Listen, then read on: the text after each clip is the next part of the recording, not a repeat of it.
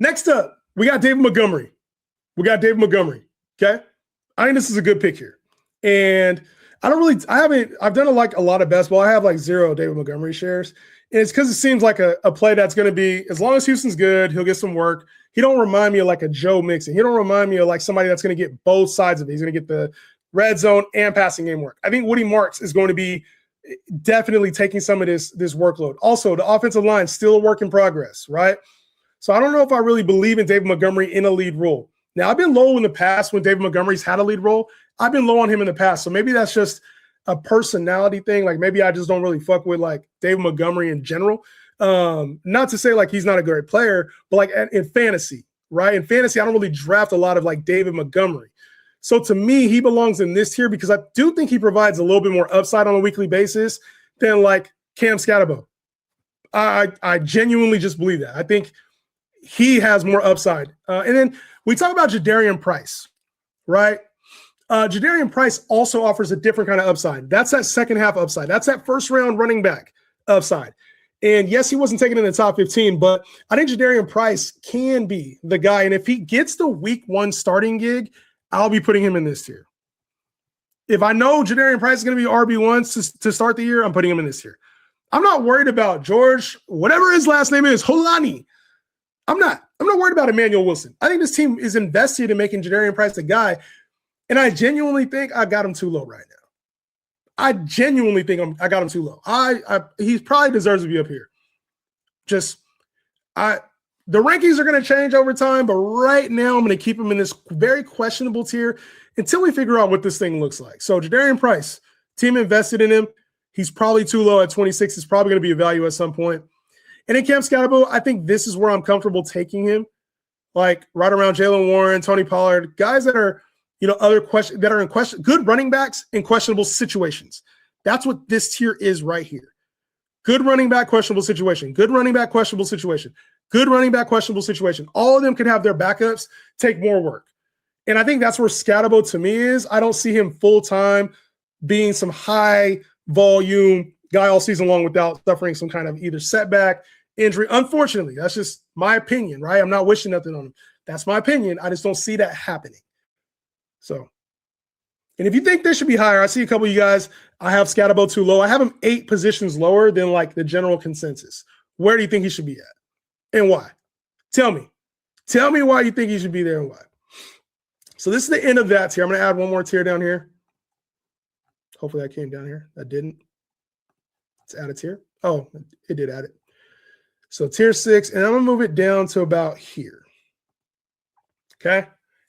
These are running backs that I think could do well. These are RB2-ish type running backs to me for different reasons.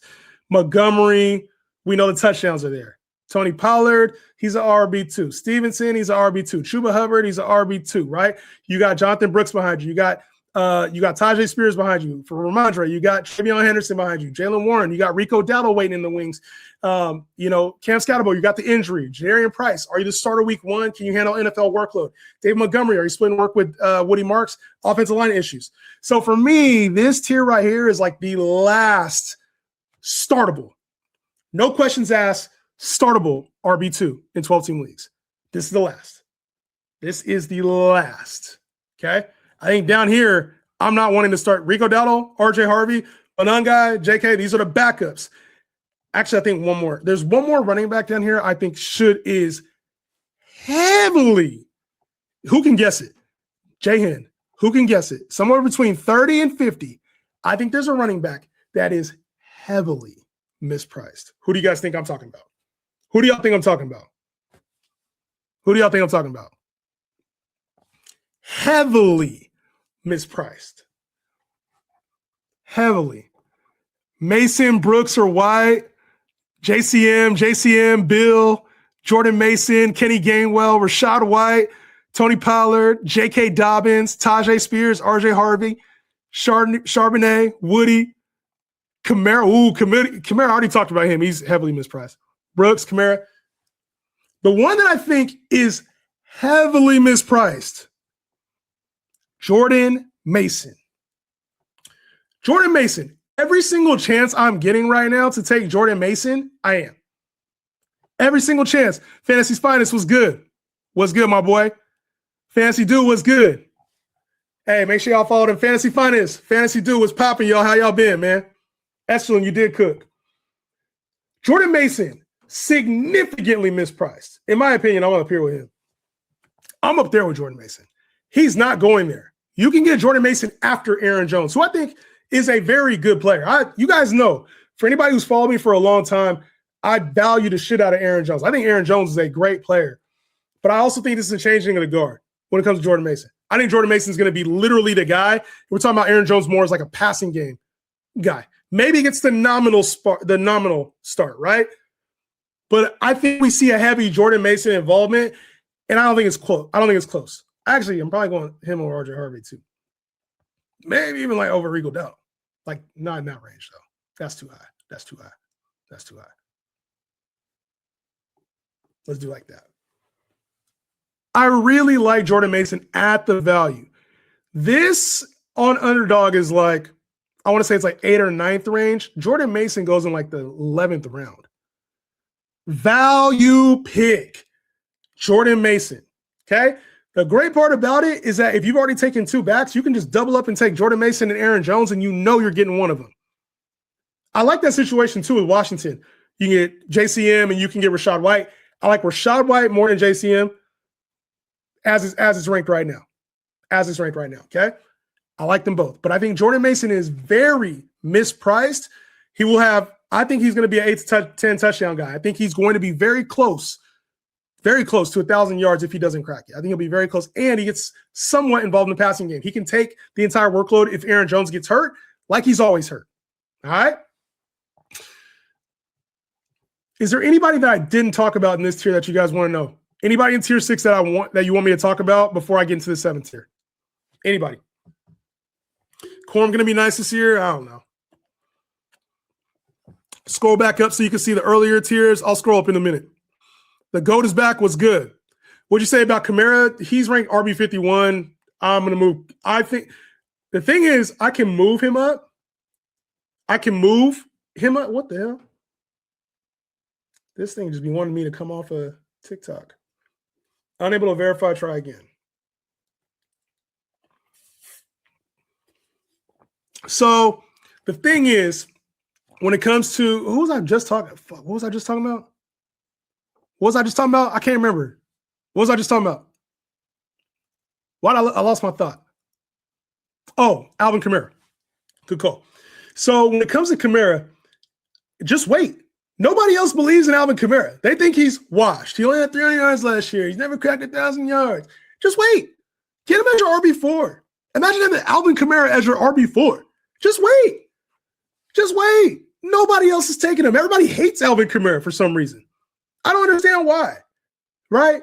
So at RB51, you're telling me right now there's 50 running backs that you'd rather have over Alvin Kamara, who's a number 2 running back for the Saints right now? What? Are we kidding? Tell me what Dylan Sampson, tell me what he provides over Alvin Kamara. Just tell me what upside. What upside does Chris Rodriguez have over Alvin Kamara? Genuinely. What upside does Tyrone Tracy have over Alvin Kamara? Tell me. Right? I think the hope is like Travis Etienne's going to be this 20 to 25 carry guy, when in reality it's probably going to be a dual backfield. And Alvin Kamara healthy is a good thing. I know the efficiencies come down. He's older. Passing game work will still be there, and we're still going to see signs of Alvin Kamara. I think Alvin, honestly, is probably like up here. You don't have to draft him there. Okay? That's what I think about Alvin for the person who was asking. All right. Next up. So this is an interesting range, right? Because it's the top backups, right? And one starter. I think JK is going a little too low. And I also think this is one of those situations where I like both of the backs here for Denver. One of them is going to hit. If it's J.K. Dobbins, you got the floor guy. You got the weekly RB2. You got the red zone guy. You got the 80 to 100-yard guy on the ground. But what you don't have is the upside with RJ Harvey. So I like RJ Harvey a little bit more this year. And I know a lot of people are concerned that he might not get the work. They drafted Jonah Coleman. I hear all this stuff about how RJ Harvey, analytics-wise, wasn't where we want to be. I'm not hearing that shit. I'm not hearing it. Give me the upside with RJ Harvey, who the team handpicked in the second round. Give me the guy that's explosive. Give me the back who, if something does happen to J.K. Dobbins, who, listen, until he was with the Chargers, literally had been injured every year of his career. He got injured last year. Until we see, give me the guy who has the upside to be like a weekly top 15 back. And for me, that's RJ Harvey. For me, that's RJ Harvey over Dobbins. Very close to one of these guys. One of these guys is going to be it. And the Jonah Coleman thing, I'm not buying it. I'm not buying Jonah Coleman coming in here and taking over this backfield over J.K. Dobbins. I think he's, in case J.K. gets hurt, which it's been proven he's been hurt, now that's the reason why I'm taking Jonah Coleman. In best ball, in redraft, the hell? Jonah Coleman? Hell no, man. We're not doing that. So for me, give me RJ Harvey for the upside over Dobbins. And I think Dobbins is a safe player if you've already taken the upside players earlier, okay? Very similar spot. Love Rico Dowdle here. Love Blake Corum here. Love Monangai here. These three, I think, are right here. The player I'm going to move up is Rachaad White. And to be honest, I'm actually going to go like this. I like Rachaad White a little bit more than most. I think he has the easiest path to being the starter. JCM, okay, that's fine. You like JCM, cool. I'm not a big JCM guy. I wasn't last year. And I think he proved last year, like, even with a full workload, he's not like an RB2. He's a hit or miss flex, right? Not super involved in the passing game. The Washington offense, when it's healthy, is going to go. They're going to move quick. And I think that's why we get Rachaad White. We have to assume, like, Rachaad White's going to be the guy in this offense. Hear me out. In Tampa, Rachaad White was the guy until they drafted Bucky Irving. And then last year, flip-flop because he got injured. He was still the guy, and then he got hurt. Bucky Irving took over. Or that was 2 years ago. He got hurt. Bucky Irving took over. Rachaad White fell down the pecking order. He was injured. You go to an offense now with your college quarterback. Your college quarterback handpicked you, said, here, I want you to be part of this offense. They were slow last year offensively. The offense moved a little slower. With Jaden Daniels, you want him to move a little bit faster. So you go get a running back in PPR who now has 50 catch upside, who could take over lead back duties. And if, Ja'Cory Krosky-Merritt isn't this elite, talented back, he had a good stretch of games. He caught everybody by surprise. That's why everybody loved him.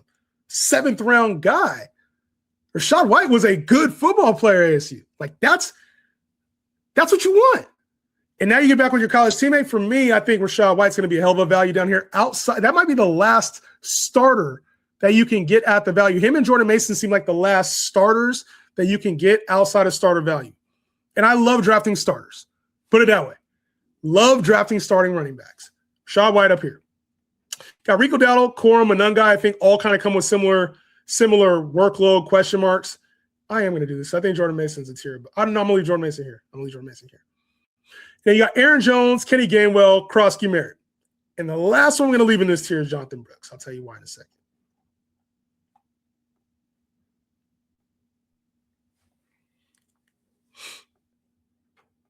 The last one I'm going to leave in this tier is Jonathan Brooks.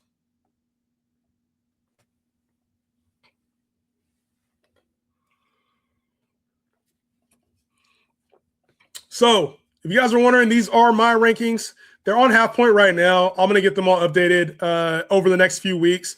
Draft Guide will be out after that. But last year I had my rankings on Fantasy Pros. This year I'll have them on Fantasy Pros as well. I'm live updating this right now. I haven't published it yet. I won't publish it until all positions are done. I'm just doing some light work right now with you guys because I had a few people ask me about my rankings where I had people. So I want to give you guys early insight to where I'm at with things. Appreciate all the love y'all been showing me on TikTok too, sending me all the shit. So appreciate y'all, man. Appreciate y'all. But this is the next tier, okay? And I think there are guys that have starter potential, like starting running back potential as backups right now, or in very questionable situations where we don't know who the clear one is. That's this tier, okay? And for whoever asked me to scroll back up, that was the scroll up. Here you go. Tier 1, Bijan Gibbs. Tier 2, McCaffrey Taylor.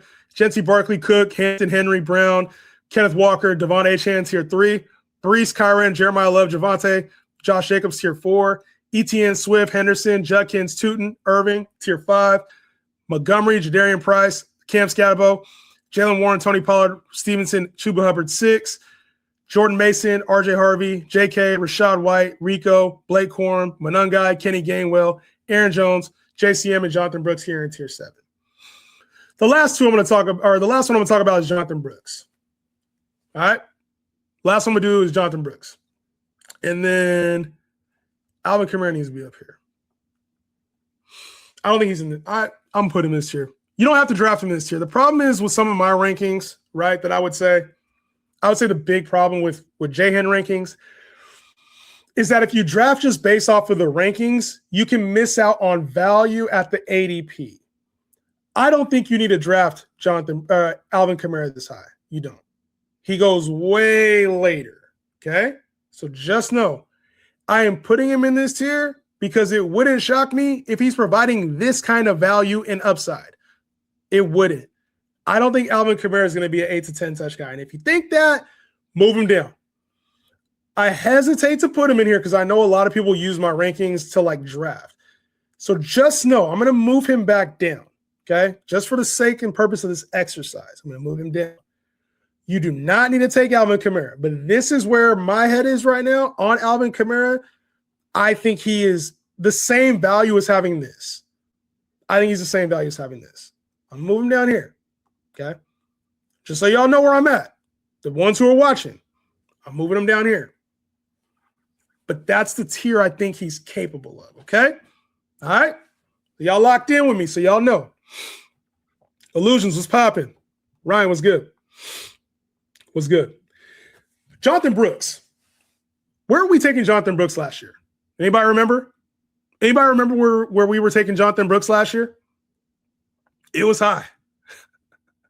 People were excited about Jonathan Brooks, and I had to say, look, slow to roll. He was injured, coming off a major injury. Got injured again. 8th round, exactly 48. It was 8th round. There was a lot of people excited about Jonathan Brooks last season. My biggest question was like, when is he going to get to play? When are we going to see him? When's he going to be healthy? And unfortunately, this guy has dealt with some major injuries. I think coming back from it seems like he's fully ready to go now. There's been a lot of hype about him this offseason in camp, and I'm super excited about Jonathan Brooks because I think Chuba Hubbard is a good back, not great back.